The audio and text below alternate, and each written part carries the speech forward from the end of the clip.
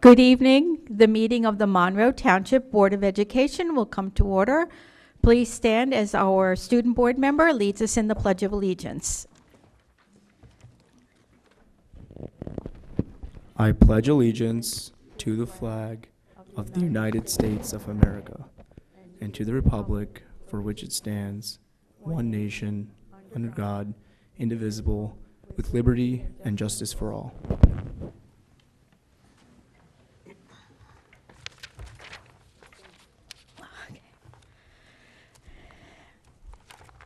May we have a roll call, Mr. Gorski?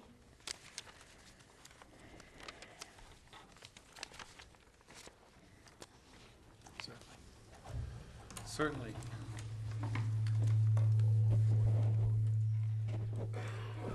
Mrs. Arminio. Here. Mrs. Kolponowicz. Here. Mr. Chiarillo. Here. Mrs. DeMayo. Here. Mrs. Lang. Here. Mrs. Carino. Here. Mr. Rutsky. Mr. Russo. Mr. Ryback. Here. Mr. Braverman. Madam Board President, you have a quorum present this evening.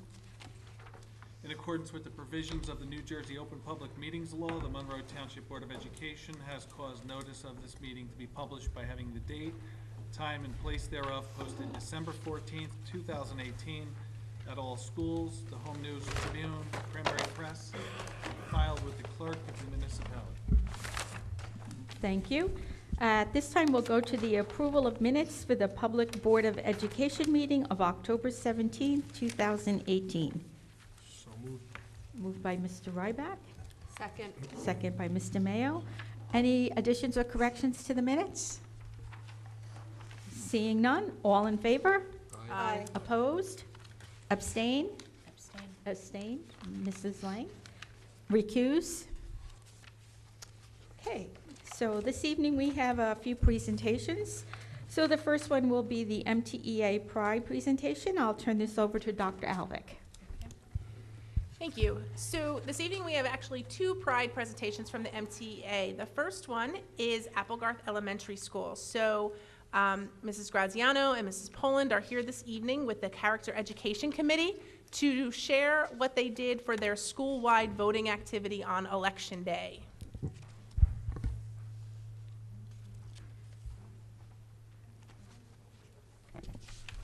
Good evening. Thank you for giving us some time to showcase Applegarth School this evening.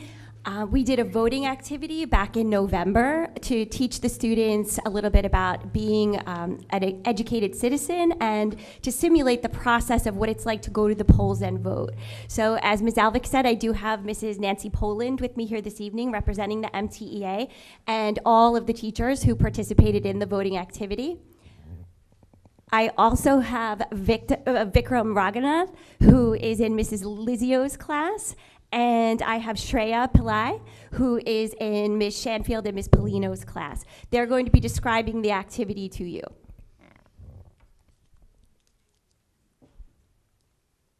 Hey, do you know how important it is to vote in the United States? Well, we do, and today we'll be telling you why. In Applegarth, we voted on the same day that you voted this year. And we voted just like you, with boots and student IDs. Did you know that women only got the right to vote when the 19th Amendment was signed, and that was way later than when men got to vote. People have been voting for a long time, and that is a right that we like to use productively. In Applegarth Elementary School, our school-wide wellness committee sent letters to the teachers and the students telling them about voting for the FISH guidance philosophy, also known as FISH. The staff created booths and created student IDs. The student IDs were made in the main office, and each student had to present their ID at the voting booth. Next, students placed their vote in the ballot box. Student council representatives gave you a sticker saying that you voted. The results were the F will stand for friendly, the I will stand for inclusive, the S will stand for supportive, the H will stand for honest. These are the traits we model as a school. Thank you for listening, and now turn your attention to a brief video on Applegarth's first ever voting day.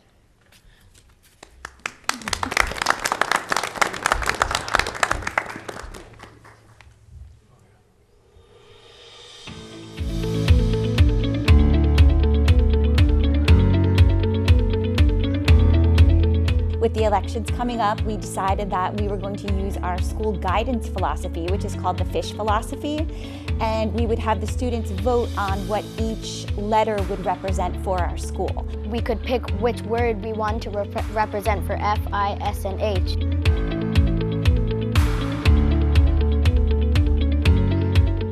There was ledgers, and we would have to check off their name. They would have to sign their name. They would go in, and then we would give them their sticker saying that they voted.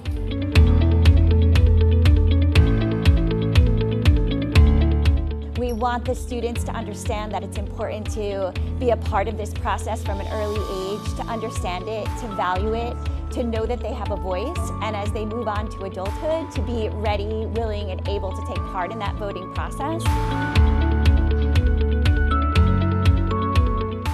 The idea of voting for them was very abstract. So because they're so young, they understand the basic idea of voting, but we wanted them to see what it was like to actually go to the polls and cast your vote and to actually experience that.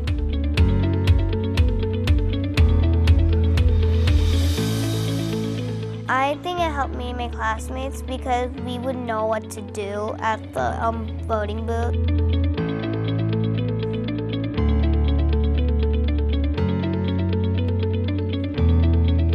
We're getting a chance to vote even though we're not 18 years or older.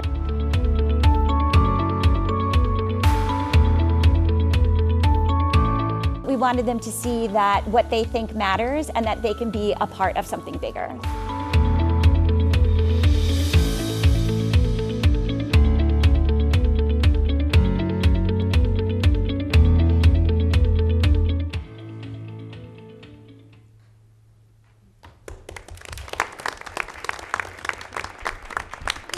So thank you to our student leaders, Vikram and Shreya, who are part of our student council, were integral in the event and who gave up their time to come here tonight to talk about it. I'd also like to thank Boris Ladek and his Carly and Ryan, his staff who came out to do all of the filming for us, and the teachers and our office staff at Applegarth who made it all happen. Thank you. Thank you for coming out tonight, and we hope that you continue to use your right to vote as you get older. And this is one of the ways that we embed civics into our curriculum, so we're very proud of what you did. Thank you. And Okay. Dr. Alvick? And we have a second MTEA Pride presentation this evening. It's the Monroe Township High School's Future Business Leaders of America. And Mr. Moraldo is here to represent them to talk about their 5th annual Haunted High School charity event that benefited the Mama Mare Breast Cancer Foundation.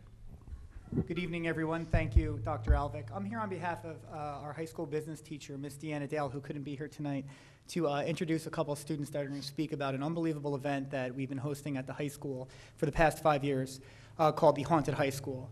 Our FBLA Future Business Future Business Leaders of America Club is designed to provide our students with authentic learning experiences with a purpose, and in this case, which was to service the community. So I don't want to steal their thunder, so on behalf of Ms. Dale, Mr. Madriperla from the high school, I'd like to introduce our student board member and recruitment officer from the FBLA, Mr. Manan Shah.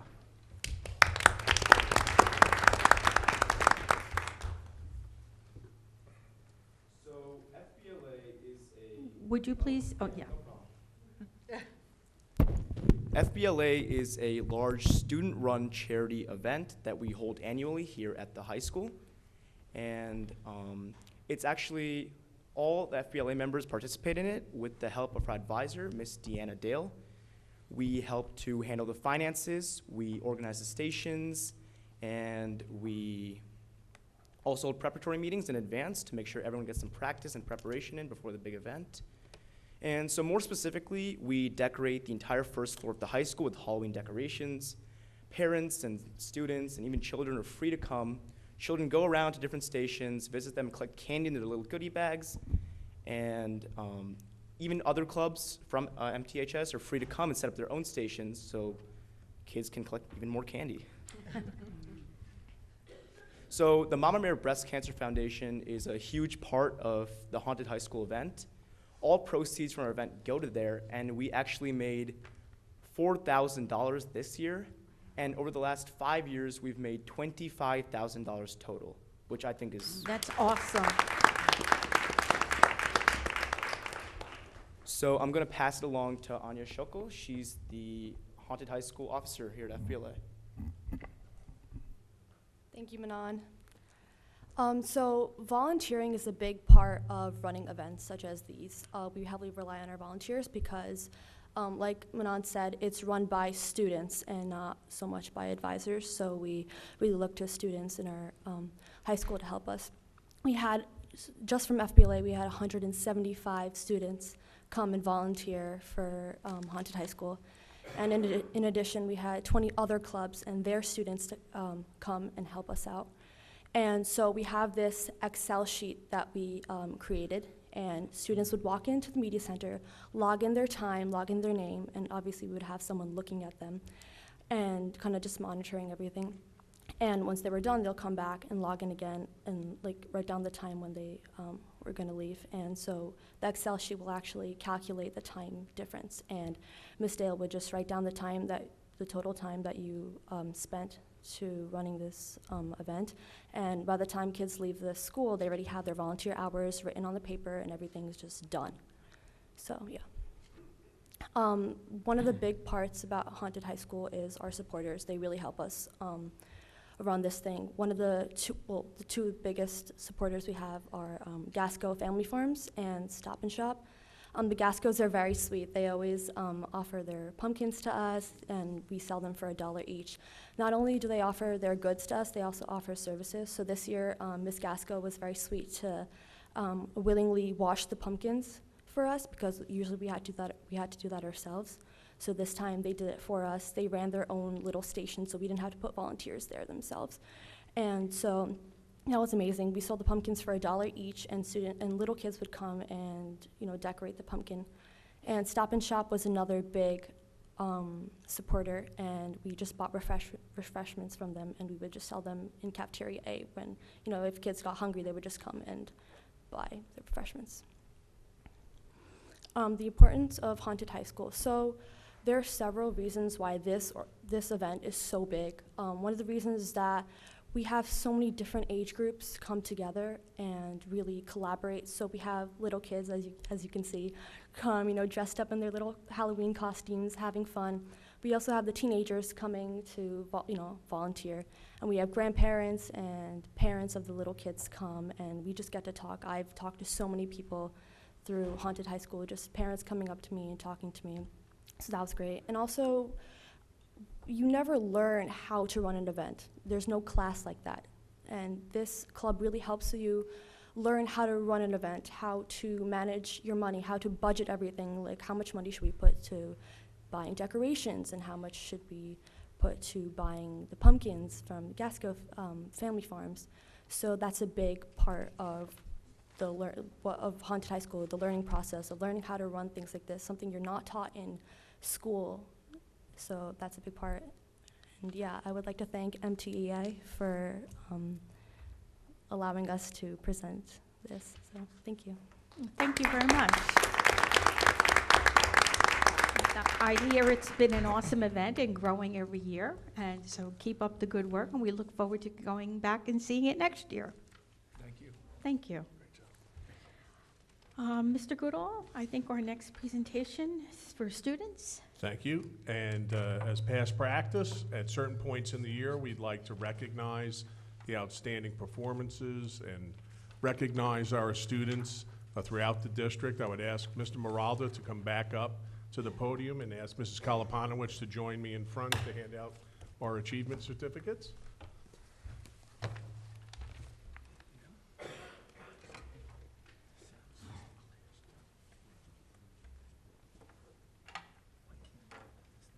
Thank you, Mr. Goodall. So as Mr. Goodall and Ms. Kalapanowicz come down, you may have seen, if you subscribe to the Falcon Express, we recently sent out information regarding our concert series, which we offer twice through the year. We are currently in the middle of what we call our winter concert series. In fact, as we speak, our chorus is singing in the pack in our winter concert. So it's only appropriate at this point in the school year that we recognize some of our students at the high school and middle school that have enjoyed some unbelievable achievements in the performing arts specifically. Now, regrettably, many of the students that we are going to recognize tonight either performed last night in our percussion concert or are currently performing right now in the chorus concert, so a lot of them can't be here tonight. But we do want to read their names regardless. But we are fortunate enough to have many of our middle school students here tonight. And since they've been waiting patiently, why don't we call them up first? And I'd like to introduce our Monroe Township Middle School choral director, Ms. Nina Schmetterer, who's going to talk about the OAKE National Choir that many of her students just recently qualified for.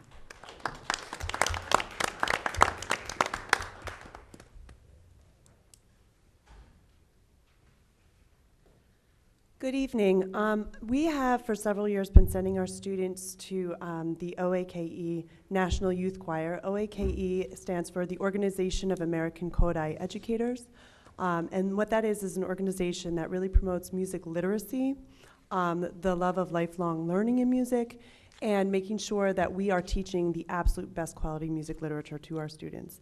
And they host a national, and what has now over the past 2 years become an international choral competition for our students, and every year, I believe for the past 9 years, we have had students represent our school district at this group. And this year we have 5 students who are in the ensemble, and they just got their music this week and will be working very hard over the winter break to learn it all.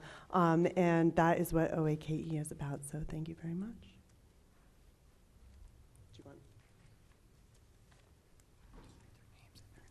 Okay. So we have 4 of our 5 students here today. Gargi Chitra, Anjana Kotavedi, Nidhi Nimala, and Jordan Vizaki. And Ishani Ramesh Babu is currently on a plane to India as we speak, and she is not able to be here tonight.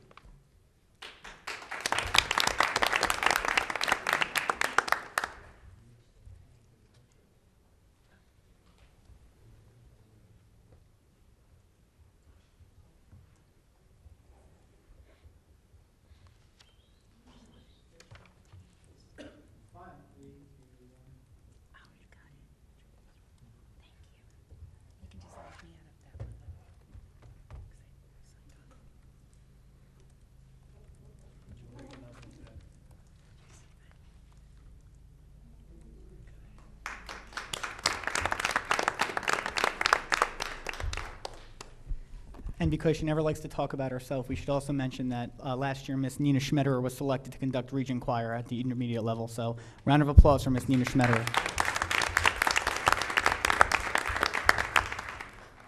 So the rest of our students, unfortunately, are not here today because of performing obligations, but we did just want to read their names, and if it's okay with Mr. Goodall, I'll have their certificates distributed tomorrow. Several of our students qualified for the NAFME All-Eastern Conference, which is a regional invitation-only conference organized by the National Association for Music Education. It's the most prestigious and widely regarded as the governing body of all things music education here in America. And they have several conferences, and we are, being in the Northeast, we attend what they call the Northeastern All-Eastern Regional Conference, which this year is in Pittsburgh, Pennsylvania. So about 2 years ago around this time, we were very excited because our middle school percussion ensemble made it in to All Eastern, and it was the first time we ever had a performing ensemble qualify. But I'm happy to report that for the second straight opportunity, we've had the percussion ensemble, which many of the students are now high school students, qualify. So I just wanted to recommend those students that have qualified for the All Eastern Conference once again. And they study under Mr. Yale Snyder, who is our district percussion specialist, and also Mr. Martin Griffin, who is our high school band director. And those students are Ishan Bansal, Joshua Fabricant, Rebecca Phillip, Nicholas Santos, Sean Siegel, Ria Sharma, Elizabeth Toda, Logan Taylor, and Catherine Taylor. So let's just have a quick round of applause for those students.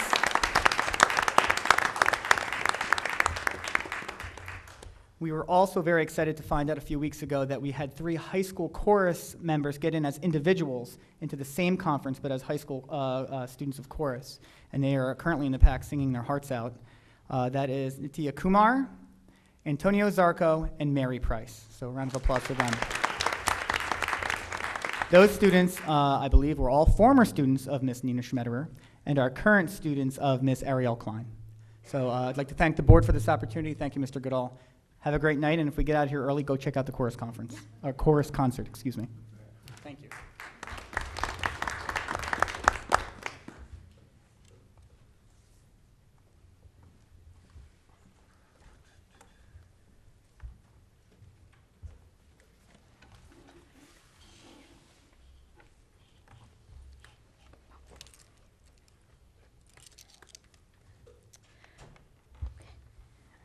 Dr. Alwick, do you want to take the next one? The presentation of Monroe Education Foundation grants.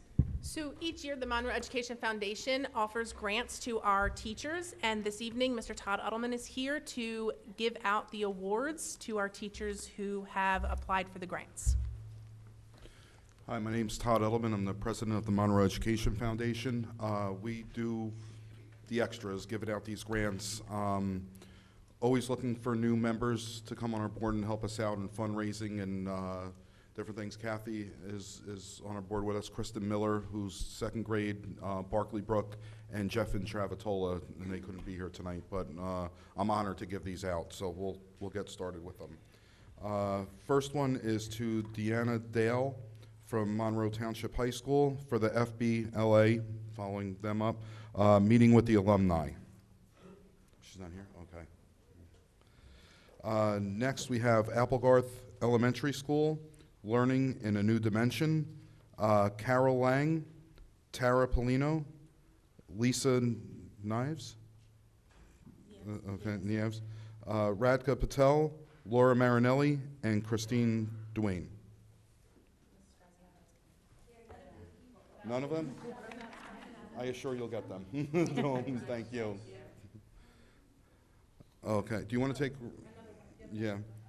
Applegarth School, we have Battle of Monmouth Traveling Trunk Program to Radhika Patel. Thank you. Thank you.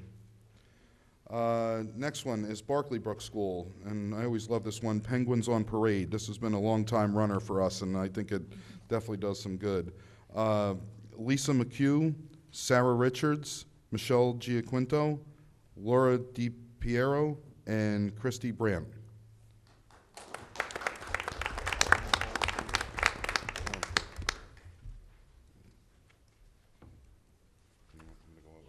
Thank you. Congratulations.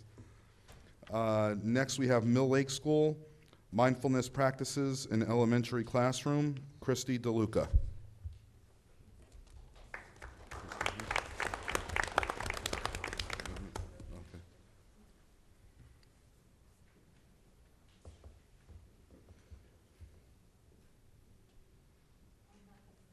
That's okay.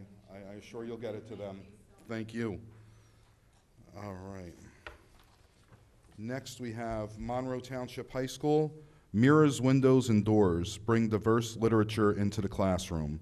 And that's Denise DiMilo and Jordana Rigi. I hope I got those right. Yeah. No? Next, we have Monroe Township Middle School, Classroom Flexible Seating.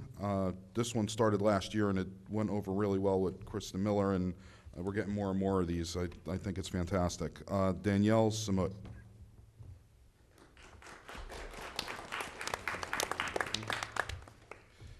Next, we have Woodland School, Alternate Seating, going on the same concept. Danielle Kutcher. Who's this being? Okay. Always say congratulations.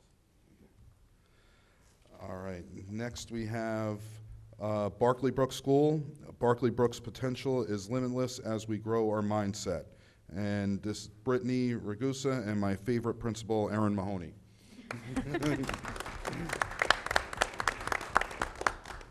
Congratulations. Yeah.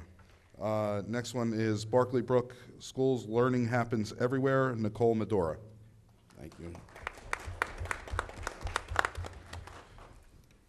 And last but not least, we have Barkley Brook, Mill Lake, and Oak Tree Schools, Learning through Play and Exploration, Creating Dynamic Play Experiences for the House Area. And that's Catherine Monona, Paula de Blasio, and Ashley Torres. Oh, my favorite. All right, congratulations. Thank you very much. Again, if anyone's interested in joining the MEF and helping us out, we'd love to have you. We have meetings once a month, usually last about an hour.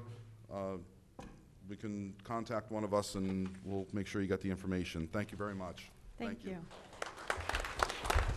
I'd like to congratulate all of our grant winners tonight, and a very sincere thank you to the MEF for their support of what we do here in our school district. Thank you, Todd.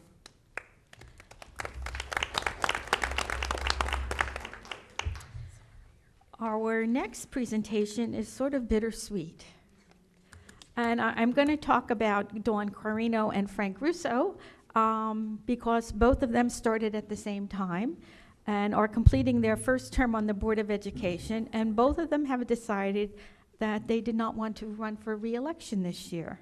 Don't know why, but we would, this is, like I said, bittersweet because we will miss you. So this is the last time that we will see at least Dawn sitting at our table. So on behalf of the board, I'd like to thank Dawn and Frank for their past 3 years of service to our Board of Education, to our community, and especially to our children. And I'd like to present Dawn with this plaque of appreciation, which says, "Presented to Dawn Corino in sincere appreciation for dedicated service to the students and schools of Monroe Township while serving as a board member of the Monroe Township Board of Education from 2016 to 2018. We have a plaque for Frank that says the same thing, and we wish you both much happiness, and whatever you decide to do in your future that doesn't include the board, we wish you the best of luck.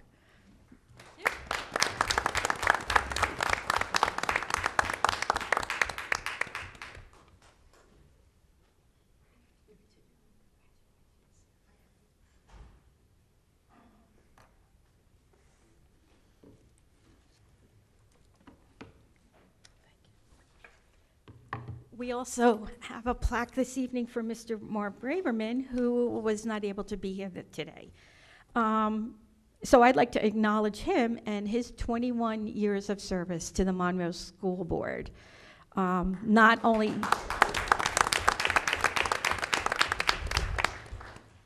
did he spend 21 years with our district, but he spent 20 years previously on boards of education in different townships all over New Jersey. And it's an honor to be elected to any position, but to spend 40 years to an elected, unpaid position is very impressive career of volunteerism and a major life accomplishment. It's probably half his life that he has spent on boards of education doing what's good for kids. Marv always did what he felt was right, even if he was the only one who felt that way. He's been an integral part of what we've done in Monroe Township and has led us to become better and better every year, and has seen many changes during his time. So I'd like to congratulate Marv on his years of service and wish him the best of luck in his future. And we will get these plaques to both Marv and Frank. Okay, so that concludes our presentations for this evening, and we will go to our student board members report. Thank you. So I will cover the MTHS information first. Vaping and concentrates information meeting was given by Nikki Francis on December 12th. She and a local police officer went over school policy on vaping, the harmful consequences, and addressed all the questions and concerns parents had. And unfortunately, 1 in 3 high school students have called an action, have vaped, and action must be taken to stop the epidemic. As for clubs, Ms. Feminella and her TEDx students held their first TED Talk last week and for our high school, and Ms. Lanfranchi and Key Club raised $786 in the Trick or Treat UNICEF. This week in MTHS is Holiday Spirit Week. Every day is a specialized day, like Holiday Pajama Day or Ugly Holiday Sweater Day. There is also a holiday guessing fundraiser available for all students to participate in this week in the cafeteria. The DECA Regional Conference is being held at Kane University on January 3rd. DECA members will get the chance to advance to the state conference and demonstrate their business skills. And as for the other schools, Oak Tree Elementary School is holding the Grand Fluence Assembly on January 8th from 10 to 11 a.m. And Woodland Elementary School is holding their winter concert in the MTMS PAC on January 8th as well, which starts at 7. And finally, the 7th and 8th grade band concert is being held on January 10th as well. And that's all from me. Thank you. So at this time, we will go to the closed session resolution. Be it resolved that the Board of Education of the Township of Monroe hereby moves to go into closed session in accordance with the Sunshine Law, Chapter 231 of the Public Laws of 1975, NJSA 10:4-6 through 10:4-21, to discuss the following subjects: harassment, intimidation, and bullying; pending litigation, Michael G. Kozak versus Board of Education of the Township of Monroe, Middlesex County, and discussion regarding the memorandum of agreement in connection with a new collective negotiations agreement between the Board of Education, the Monroe Township Board, and the Monroe Township Board of Education Support Staff Association. Following closed session, action may be taken. The discussion conducted in closed session can be disclosed to the public at such time as the need for confidentiality no longer exists. Need a, Mrs. Lang, motion. Is there a second? Second by Mr. Ryback. All in favor? Aye. Opposed? Okay, and then at this time, we will move into closed session. Okay, at this time, the board will move back into public session and go to committee reports. Is there any for Ms. DeMayo? So we had a curriculum meeting today, which is open to everybody, and I strongly invite anybody to come and listen because it's very interesting. We went over 2 curriculum documents: visual arts, grades 5 and 6, and grade 9, health and physical education. And then we had a civics update. So visual arts in grades 5 to 6. The similar curriculum for both of them. They reflect full-year elementary framework in addition to the quarterly 6th grade course cycle offered at the Monroe Township Middle School. This curriculum builds upon the framework and fundamentals of our district's 4th and 5th grade curriculum by emphasizing student exposure to 2D dimensional studio art, 3D dimensional studio art, and mixed media. These are things such as clay throwing and sculpture. This new curriculum features STEM activities and cross-curricular activities in every unit. The unit plans emphasize personal reflection, critique, oral and written, and art appreciation. Students will be developing digital portfolios that will follow them through their enrollment in departmental programming. We did 9th grade health and physical education. The physical education students in grades 9 are exposed to a wide variety of sports, games, and physical activity. Units sequence is based on facility availability. There's a cooperative learning game such as Project Adventure and wall climbing, and there are team sports and individual sports. The health education courses are composed of a variety of topics designed to expose students to information relevant to meeting their physical, social, and emotional and psychological needs as related to health and safety. Health is a most prized possession and an integral part of every phase of life. The level of our health affects our ability to learn, live, and relate to others. The health education curriculum for students embraces a body of knowledge that will establish a foundation for healthful, productive living. Some of the topics are overall health, mental and emotional health, and sexual health. We also had a civics update. This is our middle school civics book. And Thank you, Darren. The K-12 Civic Education and Social Studies update. The civic mission of schools is to provide citizens with the knowledge, skills, and inclination to participate in a democratic society, the primary purpose for which public education schools were originally established. There are several pending civic education bills. There's a new one, S2762, and just a quick synopsis. This bill says that beginning in 2020 and 2021 school year, each Board of Education shall provide a course of study about the values and principles underlining the American system of constitutional democracy, the function and limitations of government, and the role of a citizen in a democratic society, which shall be taken by all pupils in appropriate middle school grade. The board shall ensure that the course of study includes a minimum of 1 semester of independent instruction or equivalent. Then we talked about the following high school courses, civic courses that are offered this current school year. We have Civic Action and Democracy, we have Intro to Law, we have Constitutional Law, and we have a civics class for special ed students. What we're doing now is we are doing a study, civic education. Our curriculum is the New Jersey standards and national C3 standards. It's national C3 standards driven. The study of civics is infused in K-12 across the continuum in all social studies classes.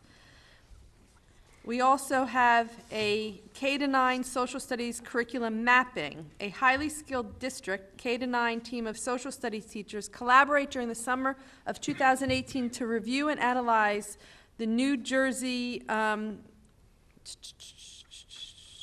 C3 standards.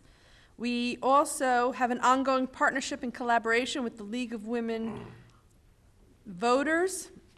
We are working on a Monroe Township Historical Preservation Commission that we have a partnership with. This includes essay writing and a new field experience that we're working on, where elementary students will take a field trip to Day Farm in 2019. We have a new civic education leadership series. It's a middle school program for 8th grade students. There will be guest speakers with a career focus on civics and service, engages and shares career experience with our students. Rho Kappa is a high school social studies honor society. It's in year 2. This high school club engages students who have demonstrated high achievement and an interest in social studies and a wide variety of service learning experiences in our school and for our community at large. The American Legion Post 6065 has a oratorical contest. It's a tiered speaking oratorical contest for high school students framed around inquiry and communication of knowledge and understanding of topics related to the United States Constitution. We have a club, which is a Model UN club, Model United Nations is an authentic simulation of the UN General Assembly, the UN Security Council, and other multilateral bodies which introduce students to the world of diplomacy, negotiation, and decision-making. At Model UN, students step into the shoes of ambassadors of countries that are members of the UN, from Argentina to Zimbabwe. The students, known as delegates, debate current issues on the organization's vast agenda. They prepare draft resolutions, policy strategy, negotiate with supporters and adversaries, resolve conflicts, and navigate the UN's roles of procedures, all in the interest of resolving problems that affect our world and our global community. We have a mock trial New Jersey Bar Association. The New Jersey Bar Association Foundation conducts mock trial programs for grades through high school. Our high school team is able to understand and engage with Constitution law in scenario-based trials, political and public affairs. Our Youth in Government Club is where high school students put their skills to the test and learn through experience. Students see the legislative process done firsthand by participating as senators, assembly people, justices, lobbyists, and members of the media in a legislative simulation. What we have new is upper elementary media centers. These are civic nooks. In grades 3 to 5, civic nooks features literature and primary and secondary sources, documents, symbols, and historical figures of interest, and welcome students to sit and study for a while. As we have seen tonight with our Applegarth presentation, we have voter registration drives. There's a website portal on the district and high school web pages to support voter registration. We have a National History Bee and a National Geography Bee sponsored by National Geographic, all upper elementary buildings, and our middle school encourage students participate in these school-wide national contests. We have a new middle school course, here's the book, targeted for all 7th grade students beginning in September 2019. The 7th grade students will be scheduled for a middle school standalone civics and service learning course in addition to their social studies grade level history course. This is the civics book, again. And And we're looking at a new iFalcon Civics, which is launched for January 2019. This is a web portal, will host good news, current events, photographs, club, classroom, and social studies contests, contributions of all our K-12 students district-wide. The goal with this is to share, disseminate with parents and the community at large our passion for community engagement, collaboration, partnership, character education, along with opportunities for service, learning, problem-solving, and citizenship. Thank you. Mr. Ryback. Could I ask a question? Yes. Sure. So it sounds like anyone can access the website? Not yet. It's in No, development. Right. Yes. Once it Yeah. appears, it'll be on the district website, and anyone will be able to access it. That's Yes. great. And where will that book be? That book is currently in the 8th grade social studies classrooms. Is there And one of those in the office? The board office? Yeah. If you need one there, I can have Well, one I there mean, available for you. I'd like to, I just Absolutely. take a look, because it was something very important that a Absolutely, I can couple have of one us available wanted. for you. That's great. Looks great. It's beautiful. It's time. Mr. Ryback. Thank you. Personnel Committee met, and we learned that the district is in need of more paraprofessionals, both for the classroom as well as for the bus. There's also a new requirement for a mechanic to be certified for underground tanks. It's, we thought that, we have 3 mechanics, we thought this would be offered to the lead mechanic as well as the 2 others. In case there was an absence, we would be covered. Because not having a certified mechanic there, if there's a problem, could result in extensive fines. I think we heard a figure about $25,000, if I'm right. So we're trying to get them all 3 of them certified for this.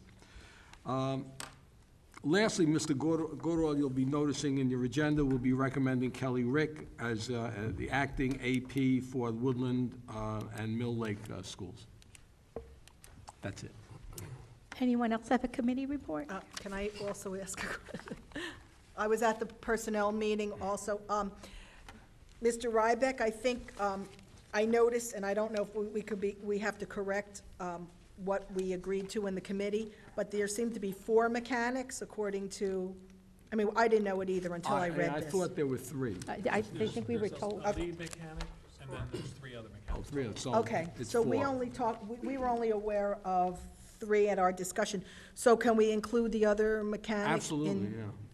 I just want, I mean, that's the beauty of having this No, this thank you for paper bringing now. it up. I thought there was. Yeah, I 3. noticed it when I was reviewing it, so Okay. there are 4 mechanics. Thank you. Mr. Chiarella, did you Yes, thank have a report? We had a Buildings, Grounds, and Transportation meeting on 12/11. We discussed 4 items. So the first was a shared services agreement between the Monroe Township Board of Ed and and Fire District Number 3. And we invited Chief Peter Gazarowski, thank you, to come to our meeting to talk about the shared services agreement. So what they're looking for was to have access to our fuel tanks, our diesel tanks, and to create a shared services agreement between us and them in order to be able to fuel up one of their trucks and bring that back. So the committee was just concerned about what our liability was, what that would look like, and the chief was very informative. He gave us a breakdown of exactly what they would use and how many gallons he thought they would use, and that they would fuel up after hours so that it wouldn't impede our progress on our buses and things like that. They will buy their own, they will pay for their key fobs. They will pay us $1,000 for ancillary costs associated with that fueling, and they'll pay for the fuel. So that, there's no downside for us from that standpoint. In addition to that, though, they're going to remove the diesel tank that they currently have on the property where the fire department is, Fire District 3, which is right across from the board office. And we entered into another agreement with the township for the land for a bus depot that's adjacent to Fire District 3. So that will help us in that they'll remove the tank. We won't have to do that. And it'll also help the taxpayers overall because you'll have less of short deliveries or short purchases of fuel for them because they're going to be able to take advantage of our capacity, which is much bigger, and we get a larger discount. So I think anytime we could enter into a shared services agreement like that is a benefit overall for our taxpayers. So I commend the administration for putting that together, and I think that's going to be a good thing. The next thing that we discussed was the Monroe Township Middle School renovations for space expansion. So obviously there's a recognized need for us to have more classrooms. So we were looking at building out some open space that currently exists and creating more classroom space. The bid threshold, the project cost will be underneath the bid threshold. So we did approve to move that forward to the full board. What we didn't approve was the conversion of 2 smaller closets. And the reason for that is because the conversion of those closets to classrooms would have cost more money. I think it was roughly, and Mr. Gorski can correct me if I'm wrong, but about $33,000 for those conversions, which was just too much at this point for us to take on and maybe not need them or I'm going to say when the referendum passes for the middle school. So we decided to put those off for now. We could always go back and do that, but for right now, we're going to go with the classroom creation. That's not me. The next thing that we talked about was the Monroe Township High School renovations for space expansion. So Mr. Moraldo and Mr. Collins presented the darkroom proposal, which I thought was really innovative. So we currently have a darkroom for processing film, and it's underutilized. It's a large space that isn't utilized as much as it could be. And so what they proposed was renovating that, making some small adjustments to the doors and things like that, and then being able to expand what we're offering to our students, everything from engineering, drafting, and things like that, things that we would be able to expand upon and have more room for. Even some computer programming, digital photography, and things like that. As much as an old guy like me is sad to see photo processing go away, it's really not anything that gears our children up. It's more of a club kind of thing. It's not anything that's gearing the children up to be able to go into a career, because those skills aren't really needed as much as they were at one time. So I think by doing this, we're going to be able to maximize that space and then create some new offerings for the kids, which I think will help them overall, help them more than developing film.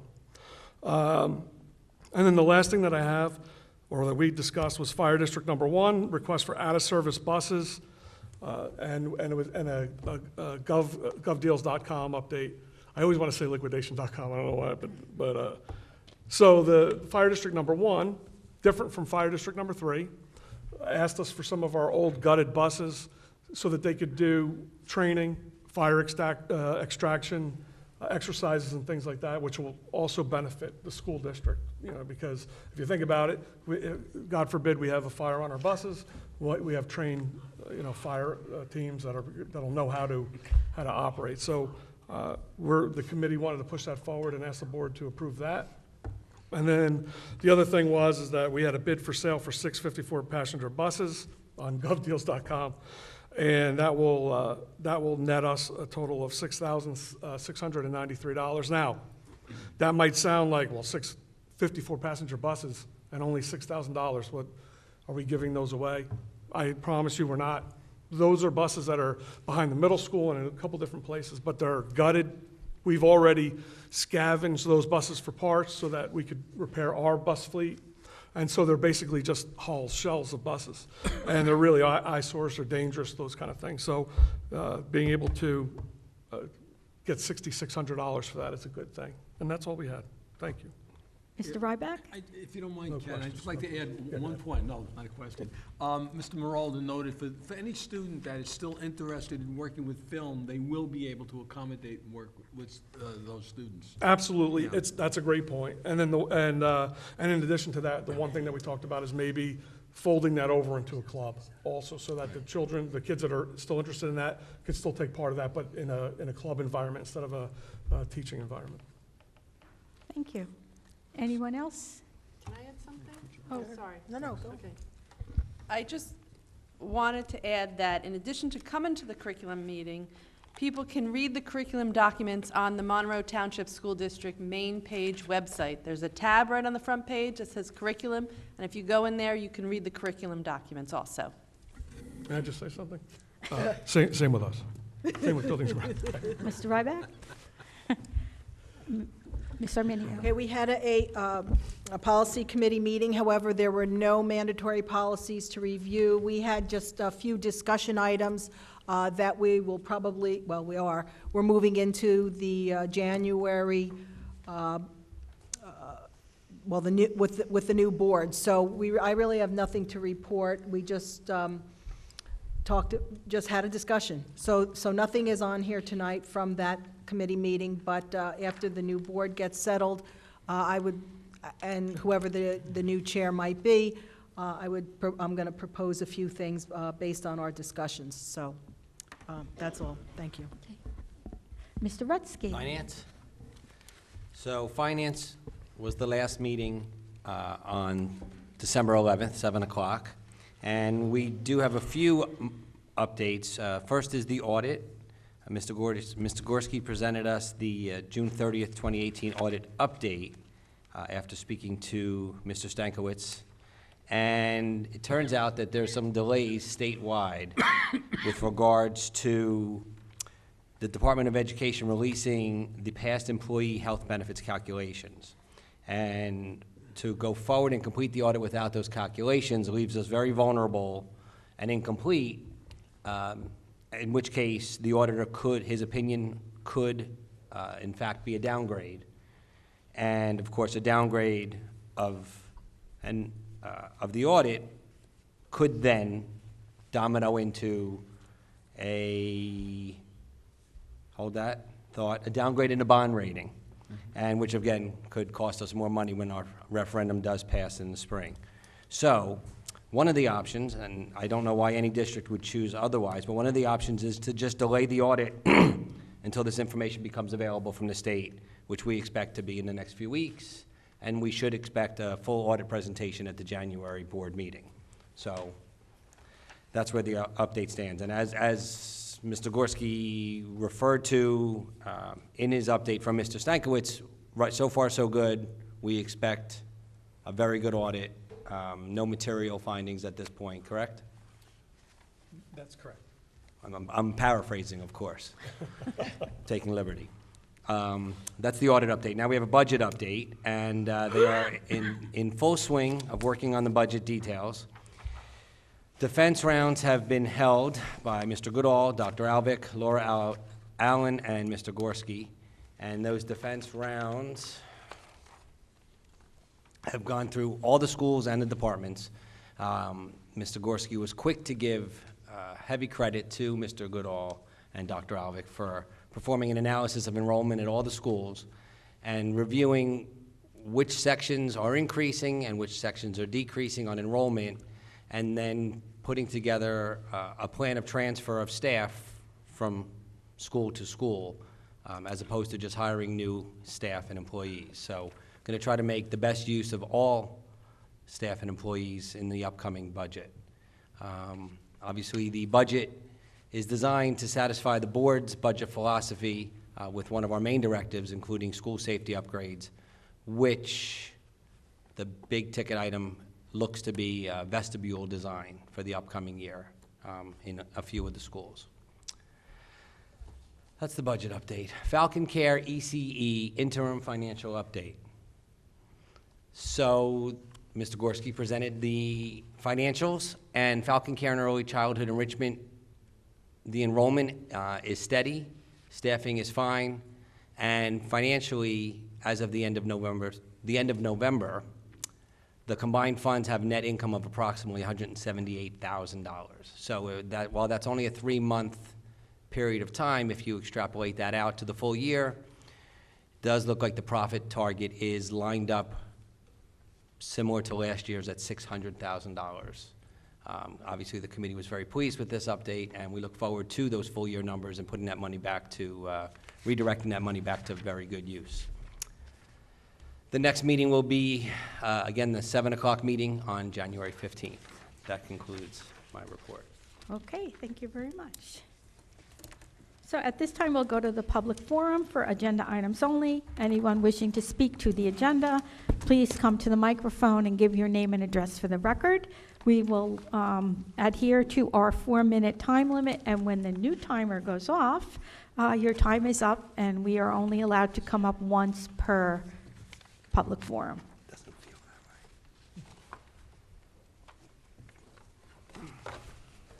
Prakash Parab, 33 Dana Drive. Last time I came to here and spoke about the cost for the middle school, so I would just want to say that I had calculated using $146 per square feet. I met with Mr. Goske and I had a good discussion. Thank you very much. That cost is only to get a grant, not, and those grants even are not available. So the real cost is coming to be about, for middle school, it comes to about $500 per square feet. And for high school, it comes to $550 per square feet. And this is normally the cost other schools are having. That was, I was informed. So I want to correct this on this podium. The next thing is I request the president that, please have closing meetings after all the business meeting, because you see many of the parents went home, they couldn't speak. So that is the request, okay? And another thing, I had a question on curriculum, and I was told Mr. Goodall sent me an email informing where to look at the curriculum, so thank you. But however, that I used 3 different computers. That particular thing is not working. I couldn't see into curriculum today. But it is good information. We can go and tap and look at it. Okay, so thank you very much for that. The next thing is I'm getting a lot of thanks for having, whatever you all had a session on the referendum in the library. You all passed on the information. That is very good. Thank you very much.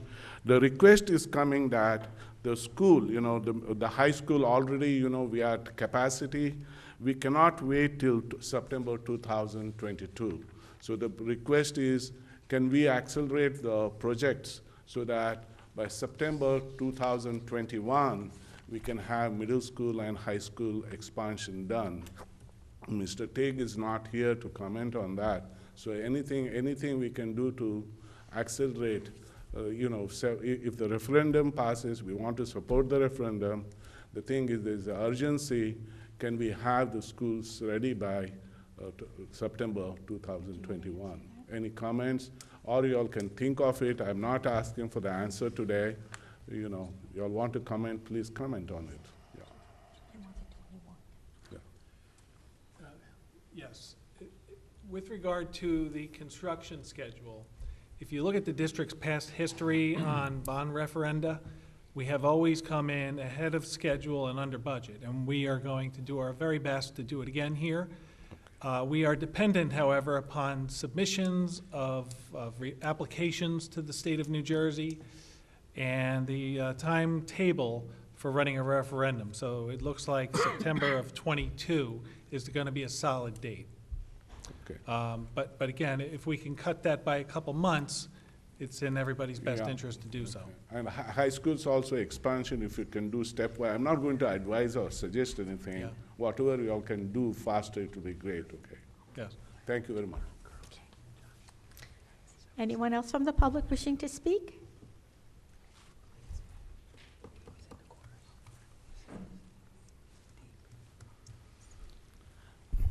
Good evening, Ram Rangnath, 6 Owens Drive, Monroe. I just wanted to add, I know as we're going through some of the community. Can you talk into the mic? Can you hear me? Yeah, thank you. So as you're going through the committee updates, and I saw there was some discussion on kind of creative use of space in the high school, right? The photo lab, whatever it is, getting converted, and so on. So my thing is, are we being fully proactive, like knowing the situation in the high school, right? you know, like similar to middle school, you know, I hope we are not waiting for the end, last minute, right? Whether we need trailers or other creative ideas, right? So I just want to, again, I don't know all the details, but I really want to make sure that we are really taking a very proactive attempt and planning ahead and making sure that we are doing that, because high school is critical. You know, it's very important that we give the best to our kids, right? We are constrained with the referendum and when it's going to come, whether it's 2021, 2022, but let's make sure the next few years we are giving them as much benefit as we can doing that. The other point I wanted to make again on the referendum is, you know, I guess December 11th, there were a lot of the referendums, right? I think a lot of towns, it was not successful. I believe that it's Manalapan English Town, they were not. Many of towns, I think Princeton, they were successful, but they obviously brought it down significantly what they were asking for. I think we have to be very careful with the environment that's out there. So what that means is we really need to be very proactive in terms of the communications, in terms of the town halls. Let's get as much of the people brought in early on. Princeton they even modified it, I thought, as late as October, what they were putting on the referendum. So it's important to really have those sessions, hear from the public, reflect that, and I think let's do everything to make this a success. I heard Princeton did 40 town halls over the last year, right? So let's try to do that. I think public needs to get a feeling that it's not just a sell job, it's as much of a listen job, right? To modify the referendum or make it just correct so that we can pass it and we really move forward rather than another failure and then we don't know what's going to happen next. Yeah. Thank you. Thank you.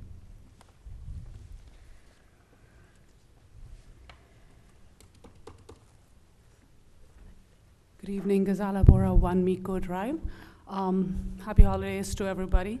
I had a question about the referendum. Since it's not a yes and no question on the ballot this time, I was confused as to how the data is going to, or how a decision is going to be made based on how people vote. So for a subset of 100 people, if 30 vote for the middle school and 30 vote for the high school, and the combination, and 40 vote for no building, will the people, because the majority is 40, is it going to mean that we're not going to build any schools?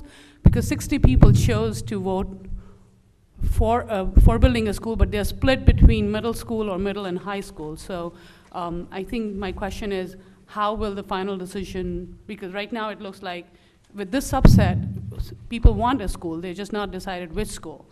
But if we just go by the numbers, we'll end up picking no school building, which is not the ideal way to interpret the results. So how is it going to be interpreted? Mr. Gorski? Madam, it's going to be a two-part question. And the first question is the district's priority project. It is the Monroe Township Middle School. That is the one that is most past due, has the most unhoused students, highest pupil teacher ratios, higher stressed core areas, and that's where we really have to get that approved first. That is a yes-no question. The majority will approve that project on its own. Contingent upon that question for the middle school passing, you can also vote for the addition to the high school. But the high school project is only approved if the middle school project is approved. As district-wide, we discussed this, and we do not want to begin construction on the high school without the middle school. Okay, so the yes/no is for building, and then if you vote yes, you get another choice to vote on 1 or 2. Did I understand that right? If the voters, you can vote yes or no on either question, but in order for the high school project to be approved, the middle school project would have had to have been approved first.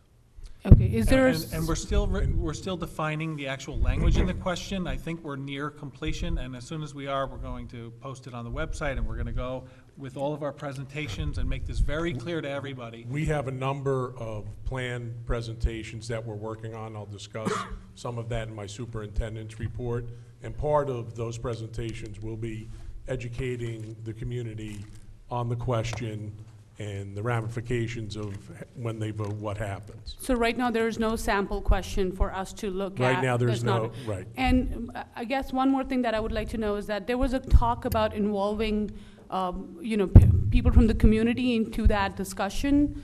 I personally got emails, but there was never a follow-up on Right, that? so that's being formulated right now. A big supporter and driver of that is our Teachers Association, who are going to be part of an outreach to people who want to be involved in promoting the referendum. Okay. And I would anticipate it really being ramped up after the new year. And just lastly, when can we expect that sample question? Is it beginning of the year? Just to get an idea. Very soon. If I recall correctly, we're going to take it back to the steering committee one more time for finalization. Yeah, And I then, think it's the second week in January. yeah. Okay, thank you so much. Thank you.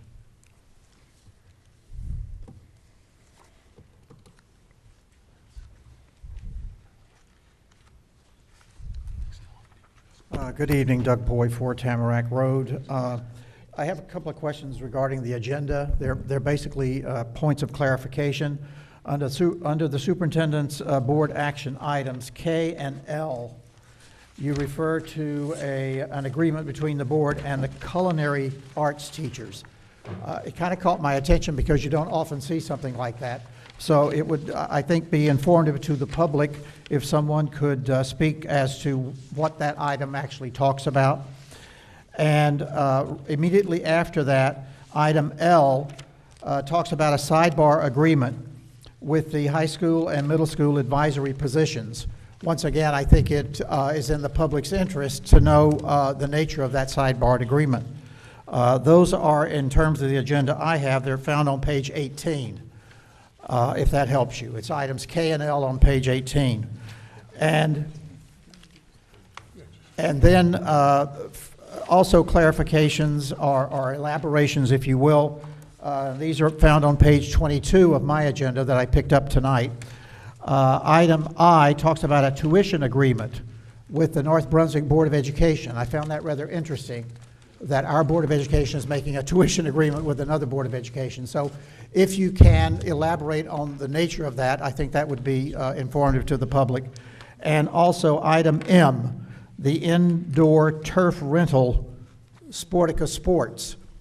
I found that interesting. I kind of suspect what that's planned for, but I don't know. And I think it is in the public's interest that we be informed of that. Thank you. Dr. Alvick? Okay. I have some general information on the first sidebar. The first sidebar, letter K, is we have culinary arts teachers at our middle school and our high school, and because we needed more teachers at the middle school, they're traveling from high school to middle school, and there was an increase in the number of minutes that they were working. So there was an agreement between the MTEA and the Board of Education to increase that, to pay them for their time. Item L is the sidebar agreement for the middle school advisory positions. These are positions for our athletic coordinators. We have two athletic coordinators at the high school and 1 athletic coordinator at the middle school. Because we've increased the number of sports at each school, specifically at the middle school where we've increased it by 4 sports this year, we gave the teachers an increment in their stipend for those sports. As for the Sportica rental has to do with poor weather conditions during our winter season. We previously had an agreement with Monroe 33. Their facility changed, and we had to find an alternative site for our winter athletes to have a place to practice, specifically track, in the event of bad weather during the winter season. And Mr. Poy, the final item you mentioned was letter I, the tuition agreement with North Brunswick. We've had a couple questions on this, and this has to do with 2 students who previously resided in North Brunswick and then, to my understanding, became homeless. While they were homeless, they moved to Monroe. And the law pertaining to this matter, according to Mrs. Smith, is such that it goes toward the child's best interest, and as one was late years in the high school, it was to keep that child in the North Brunswick High School, and Monroe, as they were the last township of residents while they were homeless, would be responsible for the tuition paid to North Brunswick. And this works both ways. A few years ago, Monroe had received tuition from Cranberry School District in a very similar manner. And it's all legal, and I hope that satisfies. We're going to have to engage the board attorney. Mike, Yes. it's based on law, too. It's 100% based on law, yes. Anyone else from the public? Okay, seeing no one, we will close public forum. We will go to number 11 on the agenda. I have a resolution to read, the approval of memorandum of agreement between the Monroe Township Board of Education and the Monroe Township Board of Education Support Staff Association. So moved. Wait, I didn't read it yet. Oh, sorry. We're so excited about it. All right, yay. I'm on the That was committee. just the title of it. No, motion to approve the previously submitted memorandum of agreement between the Board of Education and the Monroe Township Board of Education Support Staff Association for the period from July 1st, 2018 through June 30th, 2021, the MOA, Memorandum of Agreement. The Board President and the Business Administrator Board Secretary, as the attesting witness, are hereby authorized and directed to sign a collective negotiations agreement which incorporates the term of the MOA. The Business Administrator Board Secretary is hereby further authorized and directed to take all necessary steps to implement this action by the Board of Education. So Now, moved. okay, Mr. Chiarella, and we had 3 seconds. We'll give it to Ms. DeMayo. Okay, any comments or questions? Ms. Arminio? Yes, I would just, there are 19 people involved in this unit, and I certainly will be voting for it. However, I want to state an objection that, once again, for myself, I'll speak because there may be some members of this board that are okay with not being informed previously to an agreement by a committee. I think we are, even though we have committees and we do work through committees, that when it comes to negotiations and salary raises and terms of employment, I believe that the board should be notified when these negotiations are coming, and they should get some consideration and advice and consent from the full board before negotiations take place and finalized. So while I will not take it out on the good employees of this district, I am once again disappointed. I've been saying this for nearly 5 years, that we are all equal parties as board members, and I think we should be informed duly. Thank you. Anyone else? Mr. Chiarella? Yeah, I just want to say that as a member of the negotiating committee, I think that this is a very good agreement. I think that it goes a long way to making sure that we retain our employees and that we even reward them for their service and the good job that they've done for us. And I think that they are valued members of our team, and I think that this goes a long way to showing them and telling them that we feel that way. Mrs. Lang? And I just want to take a moment to say thank you to our negotiating committee, who has diligently worked with all of our groups within this district. I think there's that idea that there's one negotiation with our MTEA, when in reality there's all these other smaller and equally as important groups that need to be negotiated. And I think that our 3-member negotiating committee has done an exemplary job this year, and I think that Mr. Gorski, Mr. Goodall, Mary Smith, everybody else's input has been valuable, and the people that you're negotiating with have been very respectful and good negotiations, and I do appreciate that, and I trust fully that you're representing us all well. Thank you. Thank you. Anyone else? Okay, at this time we'll have a roll call. Mrs. Carino? Yes.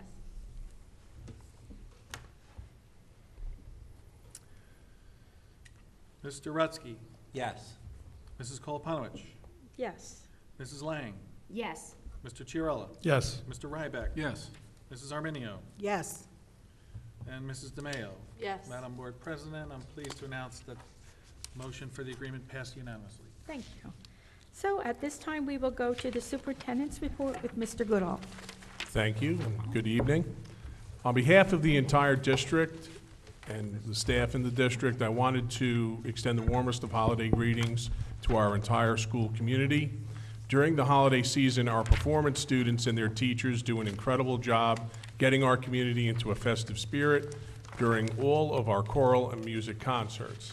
We are very proud of the incredible talent our students exhibit, and I would personally like to thank our choral and music directors for their efforts that begin long before the performances occur. We had a great concert last night at the middle school. We had our concert, choral concert here tonight at the high school. Just throughout the district, they do an incredible job with our kids, so just wanted to congratulate them for the work that they do. And to all of our performers, bravo, they just do a great job. The kids are wonderful, and it's just remarkable the talent that we have in this district. On December 12th, Ms. McNolly, principal, and members of the teaching staff, the paraprofessionals, and building secretaries that work in the building, along with the autistic population and other students with special needs, organized an incredible evening with our preschool K-3 special needs students and families in our first annual Winterfest at the Mill Lake Elementary School. The evening provided a celebration of students with fun activities and some great snacks from our food service. It was an incredible evening for all who attended. I wanted to thank Mrs. Koloponowicz, Mr. Chiarella, and Mrs. Lang for attending the evening, and a real shout out to Ms. Kathy Dillon and her unified students from the high school for supporting the event. Finally, I wanted to thank Ms. Jennifer Biddick, teacher of students with autism, for organizing the event with her team. The greatest decision a superintendent can make is to know when to get out of the way. And after an idea was made, we handed it over to Ms. Biddick and the other teachers at Mill Lake, and they put on an incredible evening for our special needs students and their families. So I just wanted to say congratulations on a job well done to the Mill Lake School, the staff, the principal, and we plan on doing something for grades 4 and 5 at the Brookside School in the spring with the same population. So well done by our staff and our community. We began a very collaborative effort to promote our district referendum this month. Members of the Board of Ed, our administrative team, and MTEA leadership have been working together through our district steering committee. We kicked off our promotion on a big event previously mentioned during public forum, December 3rd at the Monroe Township Library for an MTEA-sponsored Brownies and Books read provided by our teachers to elementary students. It was a great evening for promoting the love of reading and very informative for our parents on our referendum projects. We had a great discussion.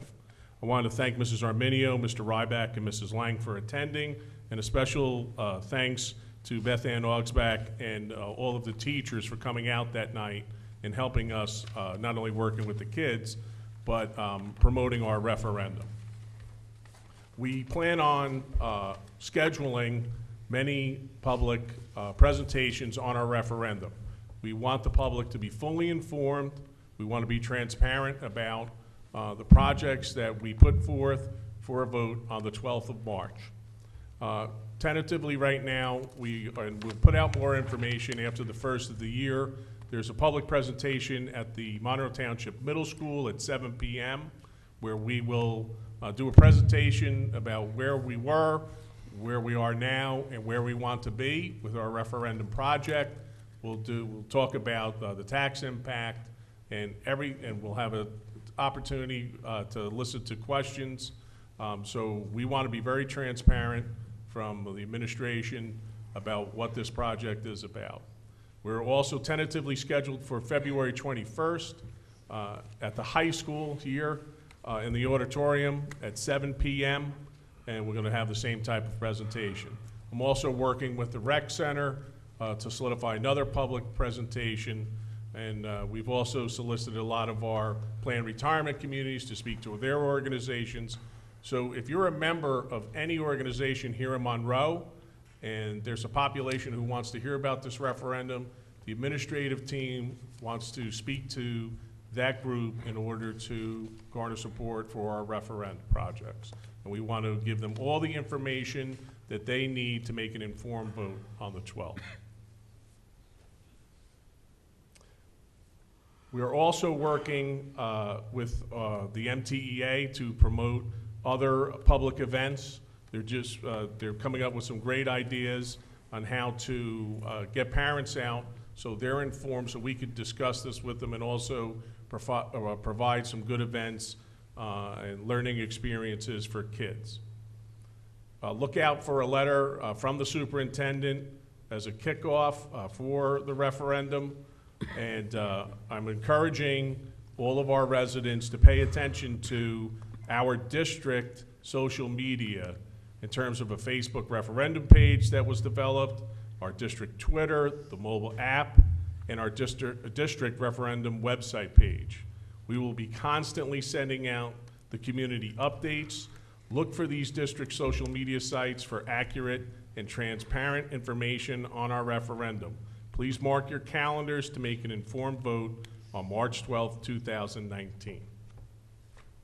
So as far as personnel business, Madam Board President and members of the Board of Education, it is recommended that the personnel action items A through AC under the superintendent report be approved by consent roll call. So moved. Second.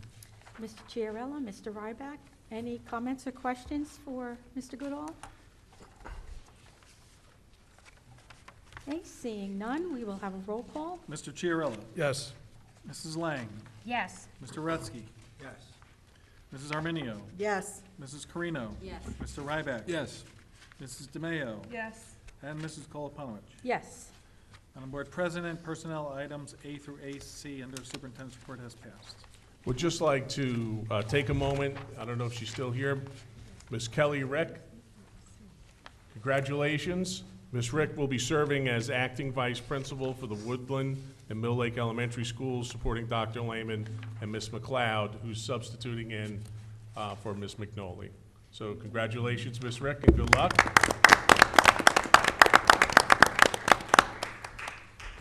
Madam Board President and members of the Board of Education, it is recommended that board actions A through P be approved by consent roll call. So moved. Second. Mr. Chiarella, Mr. Ryback, again, comments or questions for Mr. Goodall? Okay, seeing none, we'll have a roll call. And this is board action items A through AP. A through P. A through P. I'm sorry, did I misspeak? No. I have A through AP. A through P, I believe. A through P? I beg your pardon. A through P. Mr. Ryback. Yes. Mrs. DeMayo. Yes. Mrs. Carino. Yes. Mrs. Lang. Yes. Mrs. Arminio. Yes.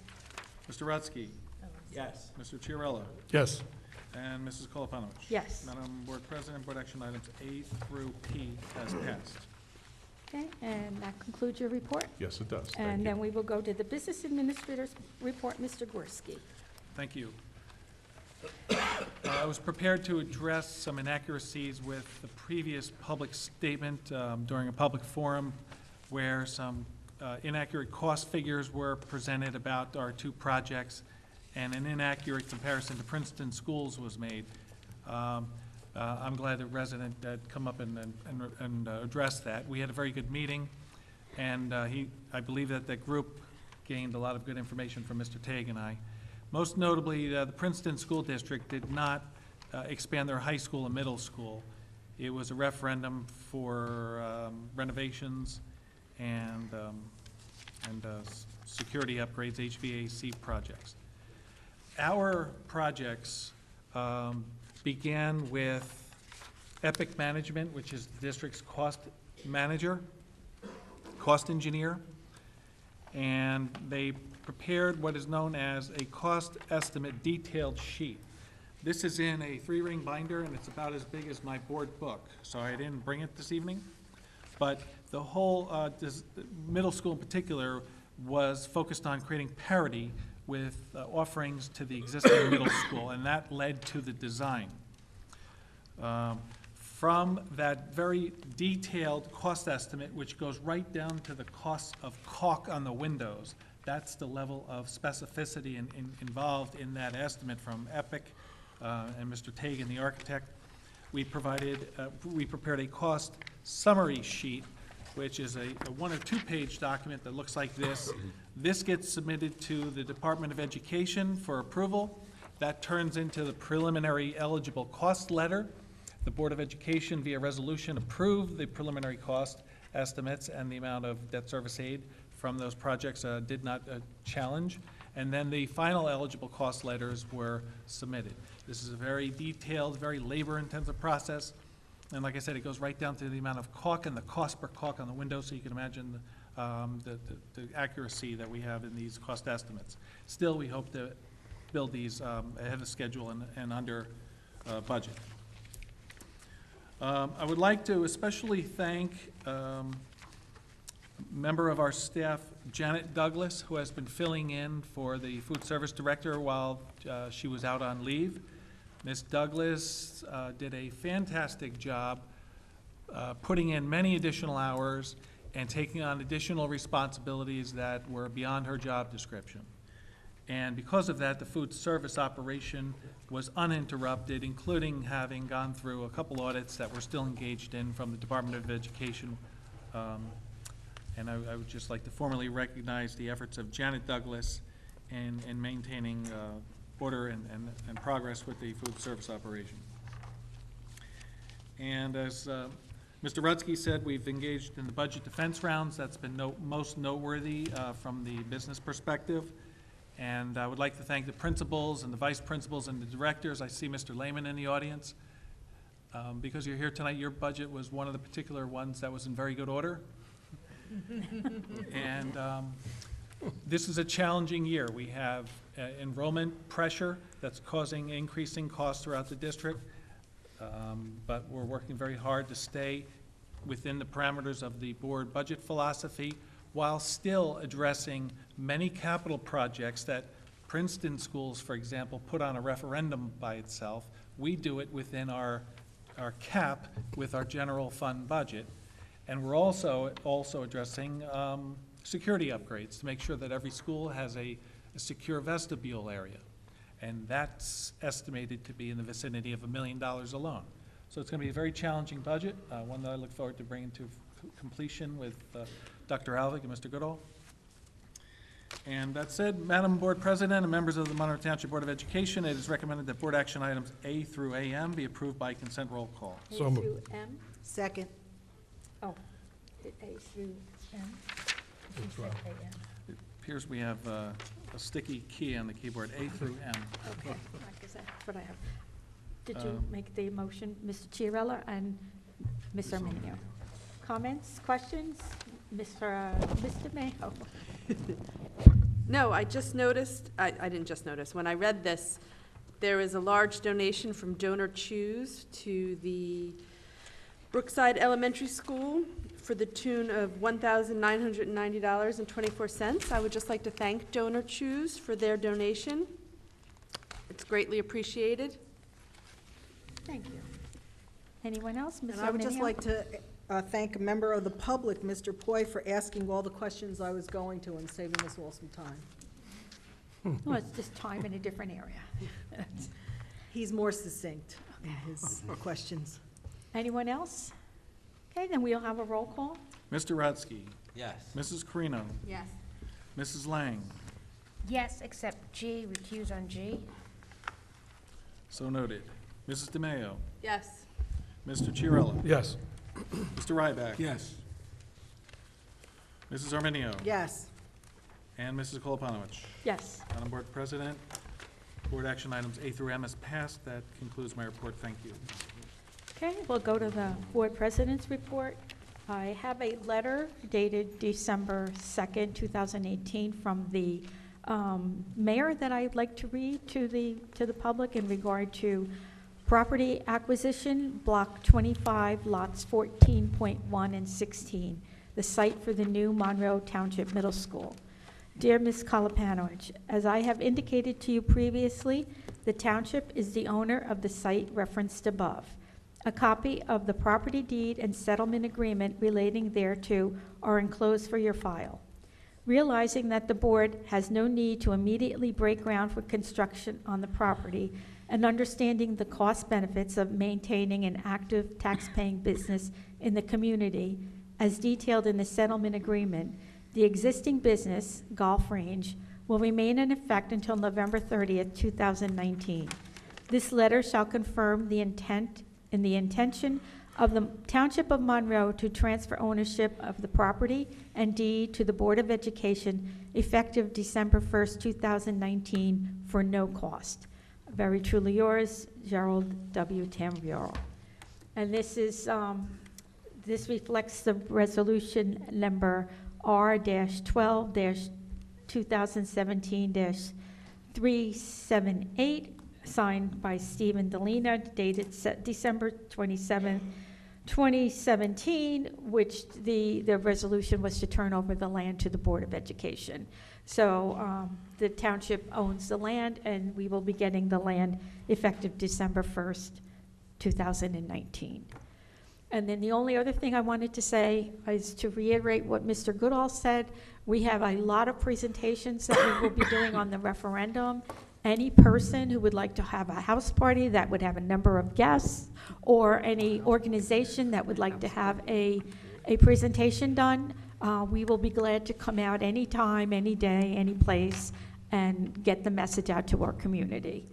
And lastly, from the Board of Education, we wish everybody a very wonderful holiday and a happy, healthy, prosperous new year. So at this time, we'll go to other Board of Education business. Anyone from the board? Mr. Chiarella. Yep, I just have a couple quick things.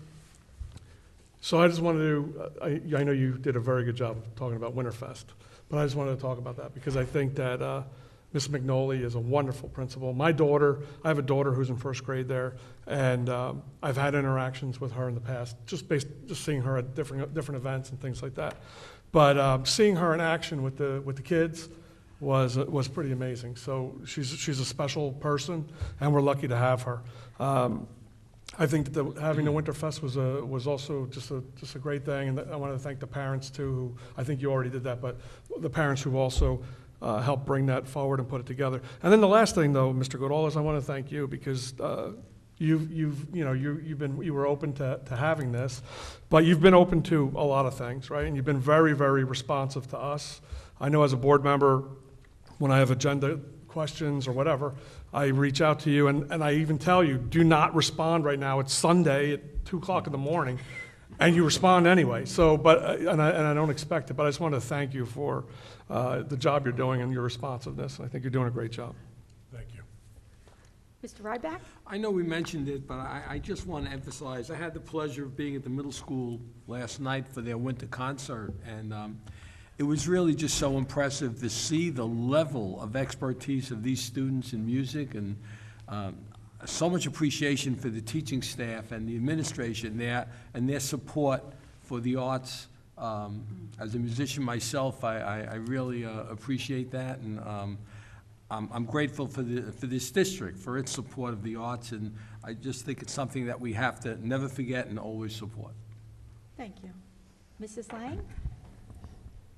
I have a couple things I need to report out on too. So first, I just want to jump on what Ken said about the Winterfest. It was fantastic. I had a wonderful time talking to the children there and parents, and it's beautiful. And I love the support that, Mr. Goodall, that you're giving our special education parents and our staff this year. I know even Dr. Alvick, you worked with Monica Hines, and to put together, and Marietta Ruella to put together a special training for our child study teams, which I thought was invaluable because they had a need that was recognized, and that's fantastic. So along with having the Winterfest on December 12th, on January 24th in the High School Media Center here will be the next Monroe Township Special Education Parent Advisory Group meeting from 6 to 8 o'clock. And I believe that the agenda is going to be basically a question and answer session with Mr. Goodall, which will be really nice for parents to get some input, questions about special education here in Monroe, and to get some feedback. I also wanted to share that on January 29th, the Monroe Township League of Women Voters, who we do have a very good relationship with, is doing an important presentation at the library from 6:30 to 8:30. And I know that the title's a little upsetting, but it's something that we as parents need to be aware of. The title of the presentation is "It Can Happen to Your Child, Human Trafficking Myths and Misconceptions." Human trafficking and fighting human trafficking, and informing students and informing parents about how easily we can fall into the trap of human trafficking. It is here in New Jersey. It is here in Middlesex County. It is and it's something we have to be aware of. And I encourage everybody to go. This is a big part of the work that the League of Women Voters do, and I think this is going to be a great presentation. On December 11th, I got to volunteer through the Mill Lake PTA with Mrs. Lombard and Miss DeFelice over at Mill Lake School for the Jump Rope for Heart. Those of you who know me know that I'm a multiple stroke survivor and heart issue survivor, so it was extra special to get to go and see the civic duty of these children jump roping to raise money for the Heart Association, and the joy that they had and how much fun they had. I believe Mrs. Lombard told me they raised over $6,000 in their event. And I think that's a big thing that we do really well here in Monroe, is our kids are always giving back. We always have organizations within our schools giving back, and that's a huge part of being civically aware. On December 6th, I attended the New Jersey School Boards Association meeting, where I am learning and really trying my best to understand finances when it comes to the Board of Education, so I keep going out there and learning. And I encourage everybody else. I know in our township we often get the questions about housing and how housing impacts our schools, because it does, and I think we sometimes don't know where to put the blame for the housing. And I'm finding out more about our Mount Laurel obligation, or the COA obligation that we have, and how it builds into how many homes have to be built within our township. And I think it's important that we all take the time to learn about that stuff. And I just wanted to add one last thing, and I know I talk too much and I apologize, but at the libraries for the presentation with the referendum, the most fun for me was to watch the faces of our teachers as they read to our kids, and to watch our kids go out with their families with piles and piles of books that you know that they're going to have to renew them before they get to read through them all. And just to see the joy in our teachers' faces. We're so lucky to have these dedicated professionals who come in either in the evening for a Winterfest or for brownies and books, and just spend more time with their kids. I am very grateful. I know we are all very grateful for them, and I just needed to say, you guys are marvelous. Thank you. Thank you, Mrs. Lang. Anyone else? Mr. Minio? I just want to wish everyone a happy holiday and thank everyone for their work through this first semester. And to everyone in the community, teachers, children, and everyone, the board, happy holidays and a good new year. Thank you. Thank you. Okay, seeing no one, other board business, we will open again to the public forum. Anyone from the public wishing to come to the microphone, please state your name and address, and we will adhere to our 4-minute time limit, and that's it. Betty Sabarito, 2 Barrymore Drive. Mr. Goodall, I just wanted to say thank you. Not just for Winterfest, but for putting children like my son that has autism as an equal priority in this district.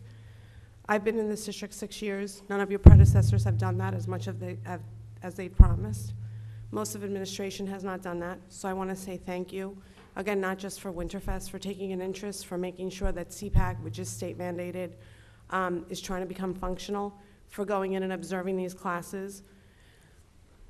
we hear parents come up here a lot and speak about curriculum and their children's futures and what schools they're going to and what careers they're going to get. But parents like myself have to think about, are our children going to be self-sufficient? Are they going to be accepted? Are they going to be included? And thanks to you in Monroe, that's happening. So I just wanted to say thank you. I can't put into words what that means to me, what it means to a lot of the parents.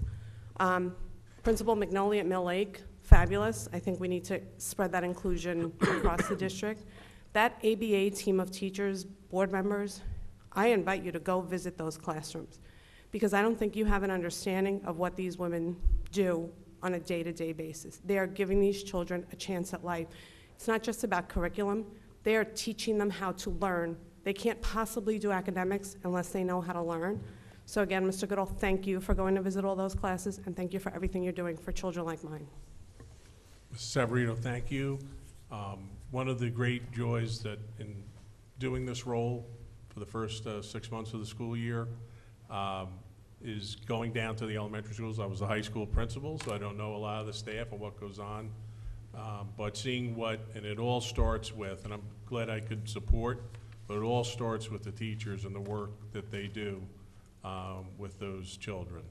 It's quite remarkable, and I look forward to see some of the other things that go on in the district, and it's just amazing what I got to see going through those classrooms, and I'm glad to support it. Thank you very much. Happy holidays to all of you. Thank you. Anyone else from the public? Okay, seeing no one? One more.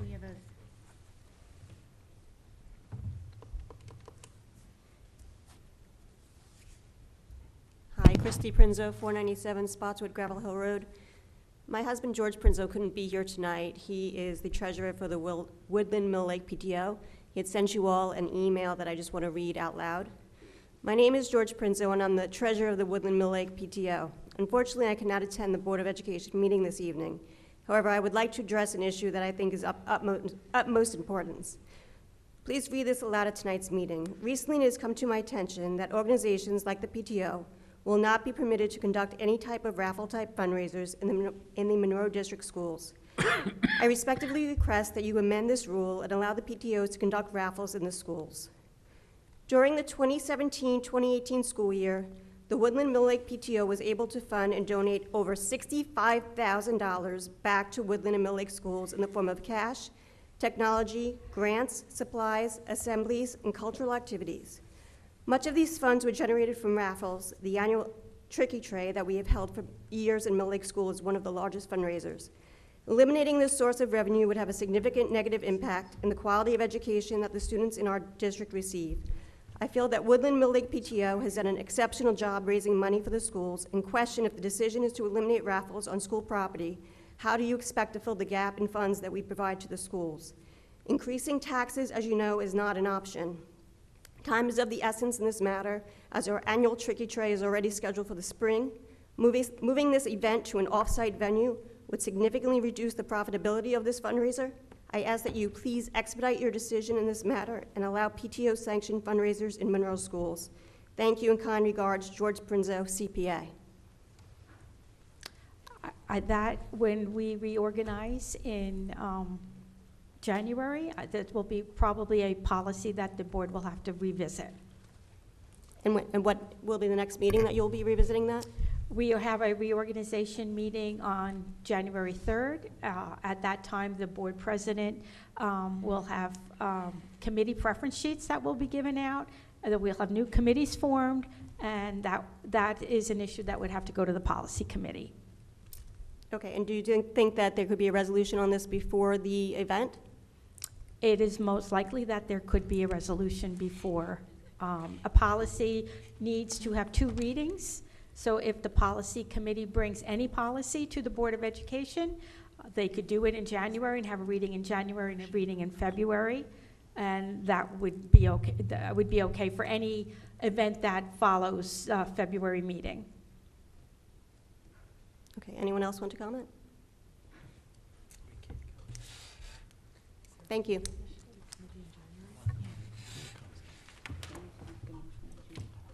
Good evening, Lisa Padula, 8 Driftwood Court, Monroe. I'm also addressing the same issue, but it's an email sent to you today by the secretary of the Woodland Mill Lake PTO, who also was unable to attend tonight. So if I may just quickly, I understand your answer, but I just was asked to present it, so I'm just, if that's okay.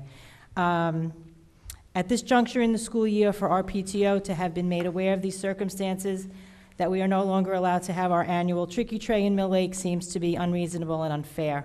To date this school year, volunteers have already spent significant time preparing for this tremendous fundraiser for our schools, with the expectation that the Tricky Tray was proceeding as usual. Prior to this recent change, funding has recently occurred as members of the committee have taken advantage of cost-effective measures through purchasing through Black Friday specials, as well as successfully obtaining donors for donations of the many prizes that are awarded at this event. Having been a part of the PTO for 10 years, every year we've had our Tricky Tray in the school, and it has been very successful, with the priority objective being for the benefit of the children. To tell the Woodland Mill Lake PTO at this point in the school year that we cannot have our event in Mill Lake in 3 short months, I believe it's March 29th, somewhere around there, seems unfair, as additional planning budgeting measures would have been implemented to make up for the additional costs incurred to move to an outside venue. In addition to the added costs, it is also proving to be very difficult for us to find a new venue at this late date. If nothing else, it would certainly be appreciated that we could at least be allowed to hold our event at the school for the calendar school year. Thank you for your consideration, Lauren Clerkin. And like I said, she's the current secretary. Just as my own personal note, I have my oldest child is a college sophomore. I've been attending this event since he was a kindergartner in 2004. Haven't missed a year. It's been an extraordinary event every year. That number that Mrs. Prinzo mentioned of $65,000, that is an astounding figure. And to see that taken away, my youngest is a 5th grader now, so she partakes in this, but that's just an astounding figure that needs to be considered. I think, I don't know about everybody, but there are a lot of Board of Education members who are aware of the situation, and as a Board of Education, we've always supported our PTOs and PTAs, and we'll do everything we can to help you with this situation. We all appreciate that very much. Thank you. Happy holidays to everyone. Can we make a motion to put it on the January No. policy meeting? It's okay. Okay. Hello, Mr. Masters. Hello, Lou Masters, 9 Michaela Court. The first thing is I wish you all could have attended the Winter Choral concert right down the hall. It was, I would say, amazing. These kids put in a lot of effort, and it was akin to or closer to a professional concert you can get to, especially at this level. I just want to commend Ms. Klein. She did an awesome job. These kids were amazing. I do want to cede the rest of my time to read this letter. It's an email. Again, it's about the Tricky Tray, the raffles in school. To whom it may concern, as a former Woodland Mill Lake PTO member and the former chairperson of Woodland Mill Lake Tricky Tray for the last 8 years, I am writing this response pertaining to the situation that raffles Tricky Trays are no longer going to be permitted on school grounds. I would like to have this email read at the Board of Ed meeting tonight, which is what I'm doing, as I am unable to attend this evening as I have a work event. The annual Tricky Tray for Woodland Mill Lake is the school's biggest fundraiser. The funds raised from this event is given directly back to the schools in the form of educational programs for children in grades K through 5, as well as tools to help the children excel on a daily basis. This event is planned a year in advance, and this year's event is only 3 months away. Numerous volunteer hours have been put in already. Donations have been received locally and outside of town to help the event be successful. At this point in the year, it seems unreasonable to tell the PTO this event cannot be held at school. The committee would need additional planning and budget to seek another alternative, and it is not easy to find another venue to hold this event on such short notice. By moving it to another venue at this stage of the game, we would increase costs and therefore reduce the profit that goes back to the children. This event is already half sold out. It would be greatly appreciated if the board would grant an exception to allow the event to be held in the school this year. Thank you for your time, Carrie Fornell. Again, just the repercussions of this. Pretty much every event I'm at, I see either a raffle or some sort of fundraising going on. You're really going to impact a lot of these fundraising committees and clubs that you have. That's all I have. Have a happy and healthy New Year and Merry Christmas. Same to you. Madam President, can I ask a question? Yes. For clarification purposes? Yes. Did the policy change? Because it seems like that was going on smooth for years, and now all of a sudden it's not. So was there a change done? or is it legal? A There change in the law? was no change in the policy. The regulations state that we could have new games of chance in our school buildings. Does a 50-50 count as a game of chance? Mhm. Yes, it does. And apparently there was somebody brought it up recently. Most of the tricky trays are done out of district. This one has been done in district for many, many years. And when we find out that we have a policy issue, we have to follow the policy or change the policy. We're looking to change the policy. So some of the changes in those statutes will, if they so choose, allow the board to make changes to adjust to the changes in the statutes. That there's a lot of great parent organizations and a lot of fundraising that goes on, and you're trying to keep up, making sure the policies are enforced and things are run the right way. Sure. And this is a little bit unfortunate, but we're trying to get a resolution. Understood. Yeah, I saw a change, and I was just curious where the change. Ms. Arminio? But is there a legal issue, like, is it a gambling issue over and above what the district chooses? We Like, could is it a have state- games of chance in our school if it's in our policy. Oh, okay. It's not, it's in, That's it's the not, change. right. It's So- not in our regulations as today. Okay. So we need to just do So that, so es- that essentially- everybody who's continuing to do these games of chance or raffling a basket or 50/50s can do so in our school district, in our facilities. 'Cause I If know somebody they- did it off premises, that's fine. Of course. But I mean, they've actually done it at football games as well. Every football game. Right. So so technically, the policy hasn't been followed properly. So we, And when somebody makes a note of that, then we have to address it. okay. I should have had 4 minutes for you all first. Good evening. First of all, I want to wish everybody happy holidays to you and your family. Only going to take a couple of minutes. First and foremost was after the elections were completed, I was requested to attend a very moving seminar here for kids with special needs and a very sensitive topic of sexual abuse. And sitting and listening to that, and after like 45 minutes or so, I just couldn't take it.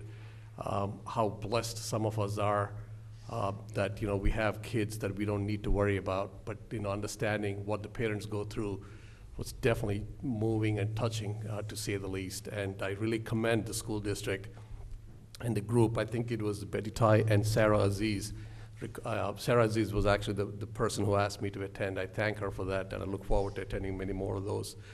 One comment, I think we talked about the referendum coming up, and you're going to take the help from everybody.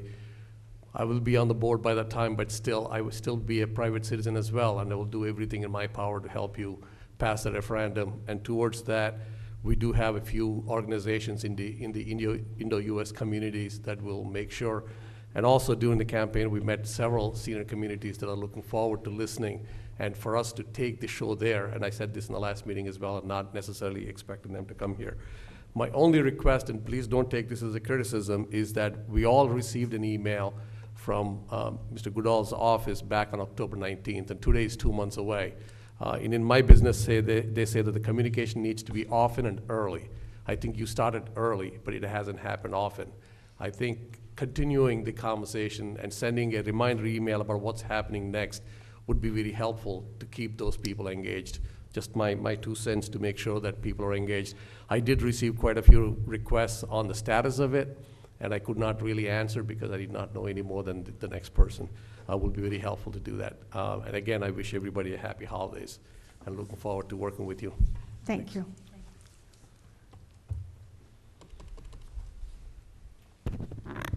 Good evening, Rupa Siegel, 12 Mitchell Drive. On behalf of Andy Pelori, Lou Masters, and myself, we are donating the balance of our campaign account to each of the 5 PTA and PTOs in our community: Barclay Brook Brookside PTA, Mill Lake Woodland PTO, Oak Tree Applegarth PTA, Middle School PTO, High School PTO. Each of the named organizations will receive a check for a little under $200 from our campaign account for the students of our community. We will be giving out the checks to each of the officers or presidents of the organizations. Thank you all and happy holidays. Thank you. That's very nice.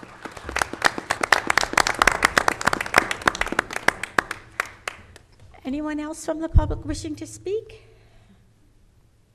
Okay, seeing no one, our next scheduled Board of Education meeting will be our reorganization meeting on Thursday. It's Thursday, January 3rd, 2019, 7 o'clock p.m. at the Monroe Township High School. We need a motion to adjourn. Mr. Ryback, is there a second? Second. Dawn should second it. All right, we'll let Dawn.